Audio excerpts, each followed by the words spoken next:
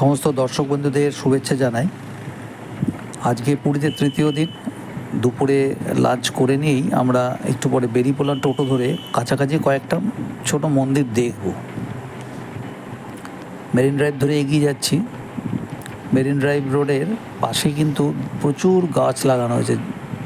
এই ঝাউ গাছগুলো কিন্তু লাগানো হচ্ছে যাতে ক্ষয়টা কম হয় সমুদ্র থেকে। আমরা প্রথমেই চলে আসলাম বিপত্তারিণী চণ্ডী মন্দির। এই হচ্ছে তার প্রবেশদ্বার। এখানে একপাশে টোটো রেখে আমরা বেরিয়ে পড়লাম এই মন্দিরের ভেতরটা দেখে নেওয়ার জন্য। মন্দিরটা খুব বেশি পুরনো নয়, দেখেই বোঝা যাচ্ছে। এই সোজা এগিয়ে গেলেই মূল মন্দির ভেতরে।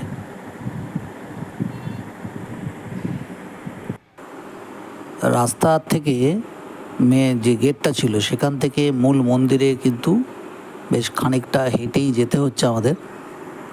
এই হচ্ছে সেই স্ট্রেচ যেটা, তার অংশটা এবং চারিদিকের ভিউটা। আমরা একদম মন্দিরের সামনেই চলে এসেছি।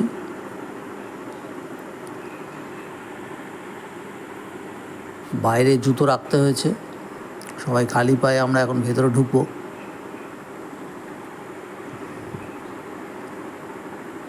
ওপরেই লেখা আছে বিপত্তারিণী মন্দির।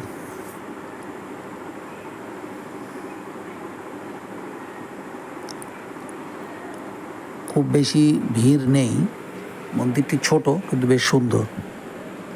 এই হচ্ছে বিপত্তারিণী মায়ের মূর্তি। এক পাশে জগন্নাথের মূর্তিও রয়েছে।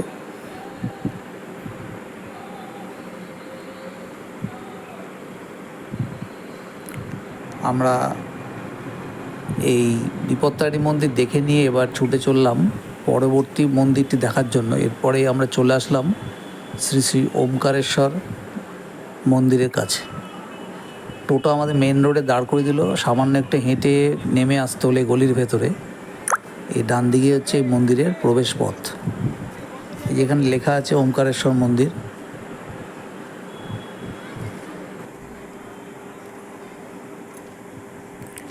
এই হচ্ছে মন্দিরের প্রবেশ পথটা।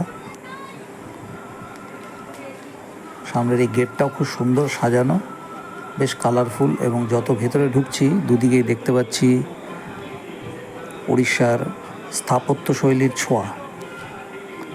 উড়িষ্যার সমস্ত মন্দিরগুলোতে ভেতরে কিন্তু এই ধরনেরই স্থাপত্য শৈলী দেখতে পাই। এখানে কোনো অনুষ্ঠানের কিন্তু আয়োজন হচ্ছে আর কি, বোঝা যাচ্ছে।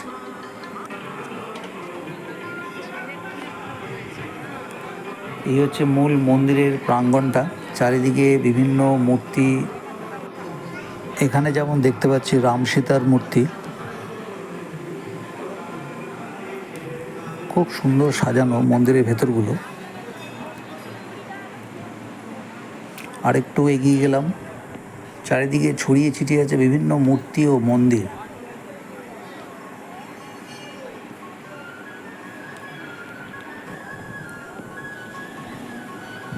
এখানে দেখতে পাচ্ছি পদ্মনাভ স্বামীর টেম্পল। একটি রথের চাকা এদিকে ঘুরছে।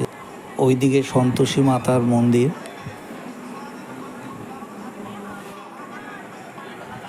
এইখানে গৌরনিতাইয়ের স্ট্যাচু দেখতে পাচ্ছি। আর এই যে মন্দিরে এই বাঁদিকে হচ্ছে গোশালা। আর এই সোজা এই মন্দির কক্ষের ভেতরে দেখতে পাচ্ছি অনেক শিবলিঙ্গ পরপর।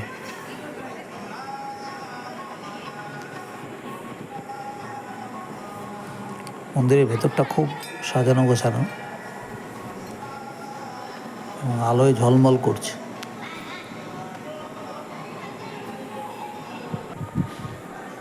এই হচ্ছে প্রধান ওমকারেশ্বর মন্দির। মন্দিরের সামনে নাট মন্দিরটা কিন্তু খুব সুন্দর, প্রচণ্ড কালারফুল।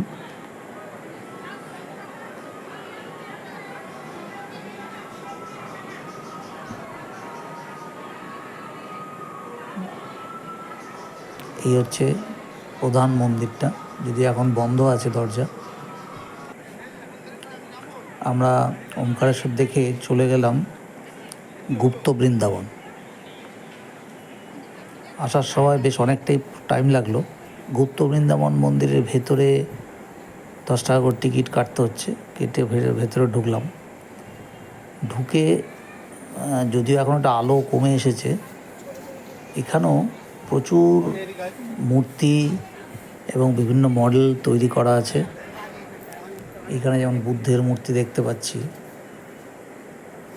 তারপরে এদিকে গৌরনিতাই, শ্রী চৈতন্যের মূর্তি,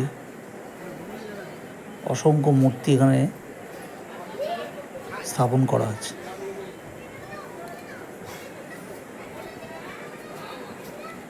জায়গাটা বেশ অনেকটা জুড়ে রয়েছে মন্দির এবং অনেকটা ভুলভুলাইয়ার মতো, মানে পথ হারিয়ে ফেলার প্রায় জোগাড়। যেদিকে তাকাচ্ছি সেদিকে বিভিন্ন মূর্তি হিন্দু দেবদেবীর। এই গুপ্ত বৃন্দাবন, এই মন্দিরটা কিন্তু খুব পুরনো, প্রায় 150 বছরের পুরনো।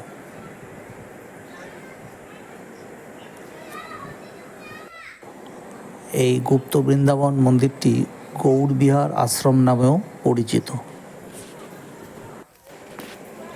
আলো কমে আসছে, আমাদের পরবর্তী দ্রষ্টব্য স্থান যেতে হবে, তাই ধীরে ধীরে এই গৌড়বিহার আশ্রম থেকে আমরা বেরিয়ে আসলাম, বা গুপ্ত বৃন্দাবন বলতে পারি আমরা একে। এরপরে যাব আমরা তোতাপুরীর আশ্রম। এই হচ্ছে তোতাপুরী আশ্রমের মেন গেটটা ঢোকার। এখন বেশ অন্ধকার হয়েছে। এই মেন গেট দিয়ে সোজা হেঁটে অনেকটা আসতে হবে, একটু ওপরের দিকে আছে, স্টেপ করা আছে এবং অনেকটা ওয়াইড। চারিদিকে প্রচুর পাখির আওয়াজ, কিছু হনুমানের কাছ থেকে লাফালাফির আওয়াজ পাওয়া যাচ্ছে। বেশ গা ছমছমে একটা ব্যাপার। আলো খুব বেশি নেই। অনেকটা উপরে উঠে এসে আমরা এই আশ্রমের কাছাকাছি আসলাম। এখানে মন্দির আছে।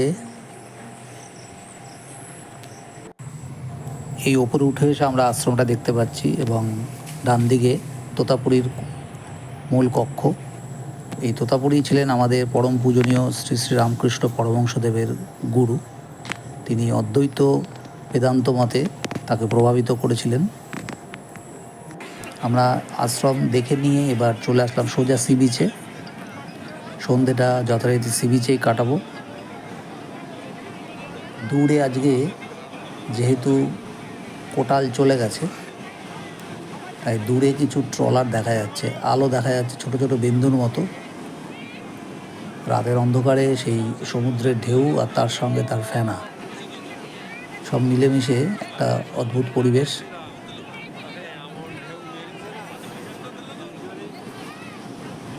প্রচুর ট্যুরিস্ট সি বিচে এখনও রয়েছেন। আমরা বেশ কিছুক্ষণ কাটাবো এখানে সময়, তারপর ডিনার করব, করে সোজা হোটেলে যাব। আগামীকাল আমরা ফিরব কলকাতায়। ট্রেন হচ্ছে আমাদের ধৌলি এক্সপ্রেস।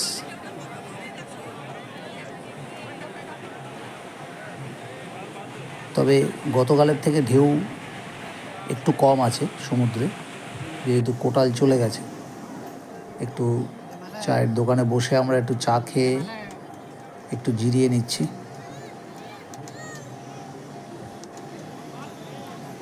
এই আমি যে চা খাচ্ছি সেটা আপনারা দেখতে পাচ্ছেন, কিন্তু আদবে তা নয়। চা খাওয়া অনেক আগেই হয়ে গেছে, একটু অভিনয় করা হলো, যতটা সময় থাকা যায় চেয়ারে বসে। আজকে চতুর্থ দিন, আজকে বেরিয়ে যাব আমরা কলকাতার উদ্দেশ্যে। ভোরবেলা চলে আসলাম সি বিচে, কিন্তু আকাশ পরপর এই 4 দিনই মেঘলা, তাই জন্য আমরা কিন্তু সূর্যোদয় সেভাবে দেখতে পাইনি। সকালে প্রচুর টুরিস্টের ভিড় সি বিচে।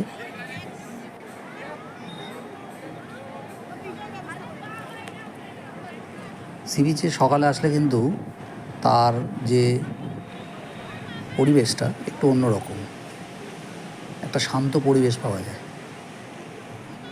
সন্ধ্যাবেলা যেরকম একটা জমজমাট দোকানপাট, হকারের চিৎকার, তার থেকে এই সকালের পরিবেশটা বেশ মনোরম এবং স্নিগ্ধ।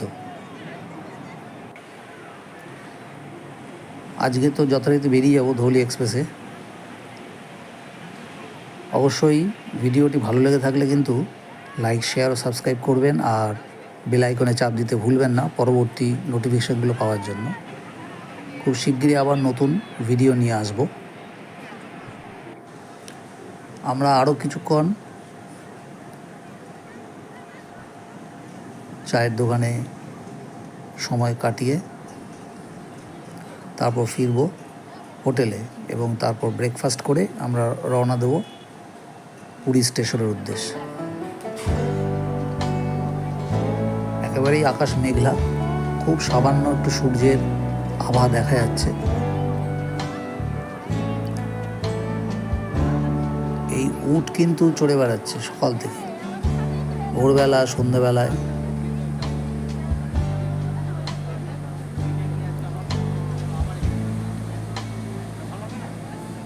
মেঘলা আকাশের মাঝখান থেকে উঁকি দিচ্ছে সূর্য। এটাও একটা কিন্তু যথেষ্ট সুন্দর দৃশ্য,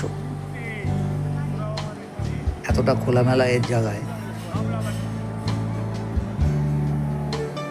এই সকালবেলার এই সি বিচ ছেড়ে চলে যেতে মন চাইছে না, কিন্তু আমরা বাধ্য, যেতেই হবে। দূরে সমুদ্রে কিন্তু এই সকালবেলায় অনেকগুলো মাছ ধরার নৌকো দেখা যাচ্ছে।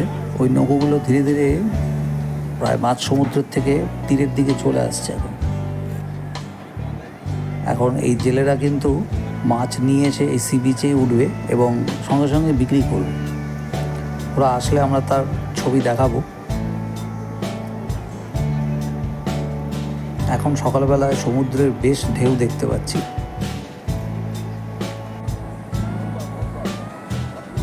একটু সূর্যের উঁকি এখন দেখা যাচ্ছে এবং সমুদ্রের জলেও তার রিফ্লেকশন পাওয়া যাচ্ছে। বেশ দারুণ লাগছে এই ছবিটা দেখতে দেখতে। আমরা ওই জেলেদের নৌকো যেখানটায় উঠেছে সেখানে আসলাম, এবং তারা কিন্তু মাছ সব জাল থেকে বার করে এখন ডিসপ্লে করে দিয়েছে, এবং সঙ্গে সঙ্গে সেলও হচ্ছে বিভিন্ন সামুদ্রিক মাছ।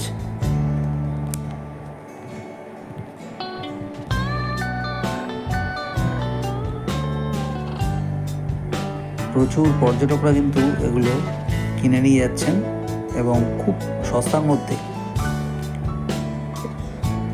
টাটকা মাছ অনেকেই কিনে রান্না করে খাওয়া দাওয়া করেন, তারা নিয়ে যাচ্ছেন কালেকশন করে। তবে এই মাছওয়ালারা যে পাথর বা অন্য জিনিসগুলো বিক্রি করে সেগুলো কিন্তু মোটেই সেগুলো আসল নয়, সবই বাইরের দোকান থেকে কিনে নিয়ে এসে ডিসপ্লে করে, অ্যাজ ইফ যেন এখনই ধরে এনেছে। আমরা ব্রেকফাস্ট করে নিয়ে টোটো ধরে চলে গেলাম পুরী স্টেশন। এবার পুরী স্টেশন থেকে আমরা ধরবো ধৌলি এক্সপ্রেস। আমাদের এই 4 দিনের এই ভিডিও আজকে শেষ। ট্রেন ছাড়বে 10:25 সকালে। এখন অনেক আগেই ট্রেন প্ল্যাটফর্মে দিয়ে দিয়েছে, আমরা অলরেডি উঠে পড়েছি। এখনও এসিটা চালু করেনি, একটু পরেই চালু করে দেবে। আমরা আমাদের সিট নিয়ে বসে পড়লাম।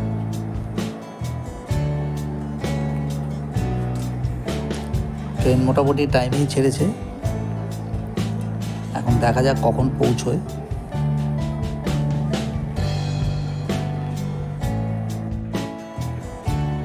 এখন ধৌলি এক্সপ্রেস হাওড়া থেকে ছেড়ে পুরী যাচ্ছে, আর পুরী থেকে হাওড়া স্টেশনে ড্রপ করে দিচ্ছে।